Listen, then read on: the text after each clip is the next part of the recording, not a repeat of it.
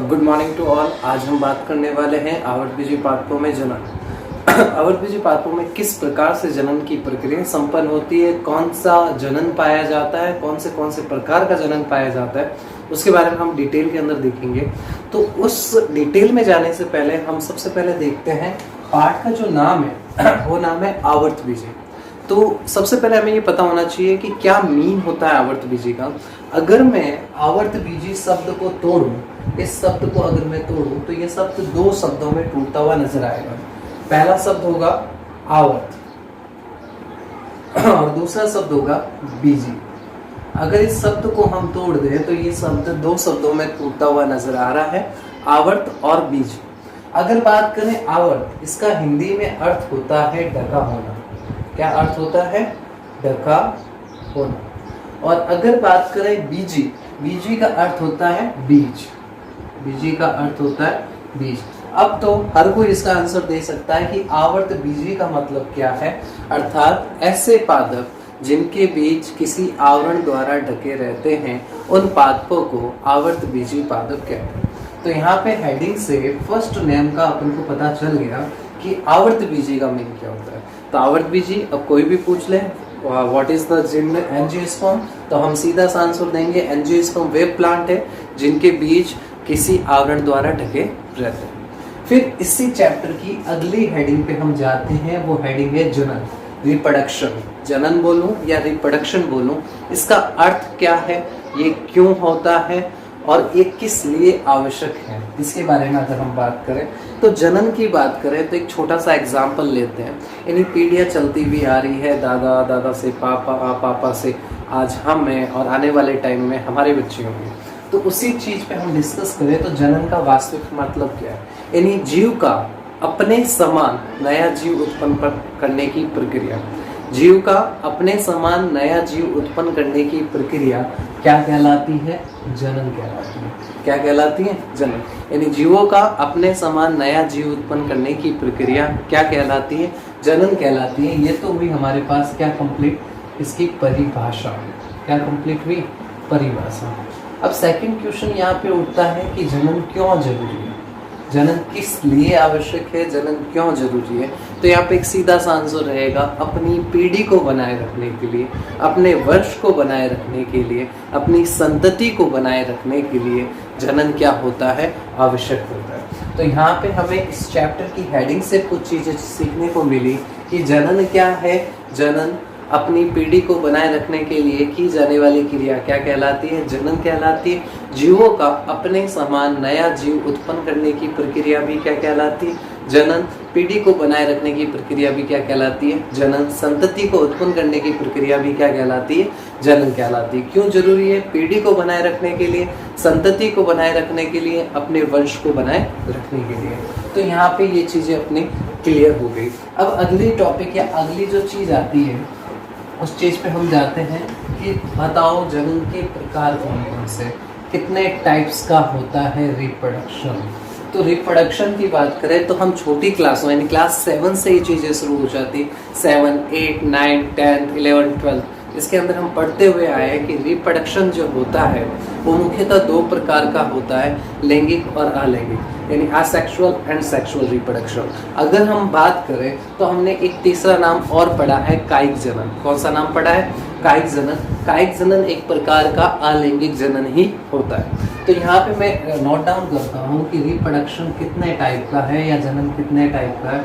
तो यहाँ पे दो तरीके की नोट डाउन हो जाए, नोट डाउन मैं कर देता हूँ, अलैंगिक और लैंगिक जनन, यानी असेक्सुअल रिप्रोडक्शन और सेक्सुअल रिप्रोडक्शन। तो ये दो प्रकार का जनन पादपों के अंदर पाया जाता है। यानी एंजियोस्पर्म प्लांट या आवर्तबीजी पादपों में कितने प्रकार का जनन पाया जाता है? दो प्रकार का, अलैंगिक जनन और लैंगिक जनन। अब बात करते हैं अलैंगिक जनन क्या होता है, अलैंगिक जनन किसे कहते हैं और लैंगिक जनन किसे कहते हैं। तो हमने एक चीज पहले भी पढ़ी है, इस चीज को हम वापस थोड़ा सा बेसिक पे जाते हैं। अलैंगिक जनन, अलैंगिक जनन यानी शब्द को भी तोड़ो, अ यानी नहीं, लैंगिक मतलब लैंगिक संरचना है। ऐसा जनन जिसमें लैंगिक संरचनाओं का उपयोग ना हो, ये भी हो सकता है। सेकंड टॉपिक पे अपन इसी के अंदर जाए तो ऐसा जनन जिसमें निषेचन अर्धसूत्री विभाजन की प्रक्रिया संपन्न ना हो, वो जनन कौन सा जनन कहलाता है? अलैंगिक जनन कहलाता है। लेकिन इसी का जस्ट उल्टा करो, ऐसा जनन जिसमें निषेचन और अर्धसूत्री विभाजन की प्रक्रिया संपन्न होती है, वो कौन सा जनन कहलाता है? लैंगिक जनन कहलाता है। अधिकतर चीजें हम ये देखते हैं कि अलैंगिक जनन के अंदर बनने वाले जो संपूर्ण जीव होते हैं, बनने वाले जो पादप होते हैं, वो पूर्ण तौर पे अपने मातृ पौधे के समान होते हैं, यानी जिससे वो पैदा हो रहे उसी के रूप से या उसी के समान होते हैं, आनुवांशिक तौर पे भी और बाहरी संरचनाओं के तौर पे भी। जबकि लैंगिक की बात करें तो लैंगिक जनन में उत्पन्न होने वाले पौधे जो होते हैं अपने मातृ पौधे से भिन्न होते हैं, जिसका कारण है अर्धसूत्री विभाजन की प्रक्रिया। अर्धसूत्री विभाजन के कारण उनमें क्या उत्पन्न होती है? भिन्नताएं उत्पन्न होती है। चलो इसके ऊपर तो अपन बाद में डिटेल में जाएंगे, लेकिन इसी चीज को अपन अंदर की तरफ लेते हैं, अलैंगिक और लैंगिक। अपनी 12th RBSc की बुक बताती है कि अलैंगिक जनन 2 प्रकार का होता है। कितने प्रकार का होता है? 2 प्रकार का। पहला जनन है अनिषेक बीजता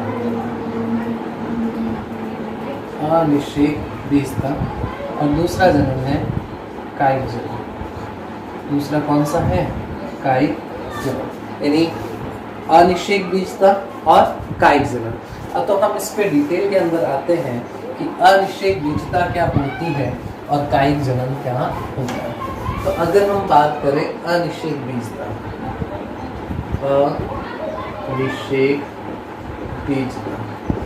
तो यहाँ पे एक चीज आप देख लीजिए, ये शब्द जो है, इस शब्द को हम 3 भागों में तोड़ सकते हैं। अ प्लस निषेक प्लस बीजता, यानी अ मतलब नहीं या बगैर, निषेक मतलब निषेचन, बीजता मतलब बीज, यानी बगैर निषेचन के बीज का निर्माण होना। बगैर निषेचन के किसका निर्माण होना? बीज का निर्माण होना अनिषेक बीजता कहलाता है। यानी बगैर निषेचन के बीज का निर्माण होने की प्रक्रिया अनिषेक बीजता कहलाती है। यहाँ तक समझ में आ गया?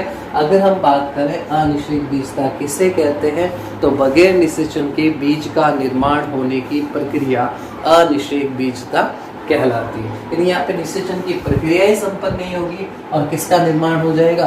बीज का निर्माण हो जाएगा। सेकंड बात करें कायिक जनन, किसकी बात करें? कायिक जनन। वेजिटेटिव प्रोपोगेशन या वेजिटेटिव रिप्रोडक्शन क्या होता है? तो पौधे के कायिक भाग, पौधे का कायिक भाग क्या हो सकता है? जड़, तना, पत्ती, यानी पौधे के कायिक भाग से नए पौधे का निर्माण होना कौन सा जनन कहलाता है? कायिक जनन कहलाता है।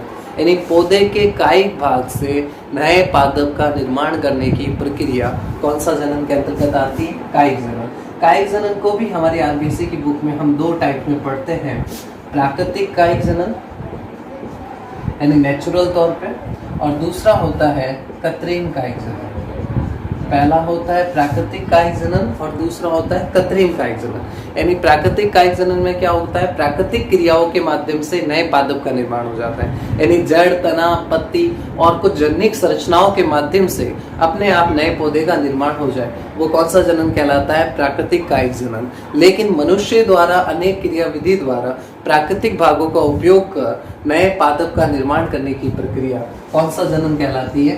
कृत्रिम कायिक जनन। यानी जिसमें मनुष्य एनरोल होगा वो कृत्रिम, और जिसमें प्रकृति यानी नेचुरल तौर पे हो रहा है वो कौन सा हो जाएगा? प्राकृतिक कायिक जनन। यहाँ तक ठीक है?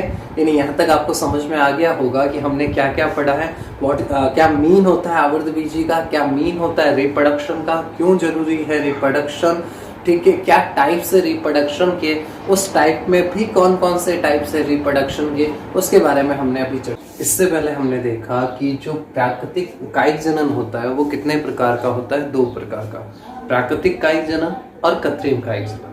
तो प्राकृतिक कायिक जनन में हम पढ़ने वाले हैं कि पादप के कौन कौन से पार्ट से नया पादप उत्पन्न किया जा सकता है। तो हम बात करते हैं प्राकृतिक कायिक जनन की। तो प्राकृतिक कायिक जनन 4 प्रकार से हो सकता है। तने के द्वारा हो सकता है, जड़ के द्वारा हो सकता है, पत्ती के द्वारा हो सकता है और जन्नांगों द्वारा हो सकता है। यानी इन सब के रूपांतरित रूप पाए जाते हैं, उनके माध्यम से नए पादप का निर्माण हो सकता है। अगर मैं बात करूं तने के रूपांतरण की, तो तने के जो रूपांतरण प्रकंद, कंद, सलकंद, घनकंद, ऊपरी भूस्थारी, अंत भूस्थारी और भूस्थारी, ये सभी रूपांतरण नए पादप को जन्म देने में सक्षम होते हैं।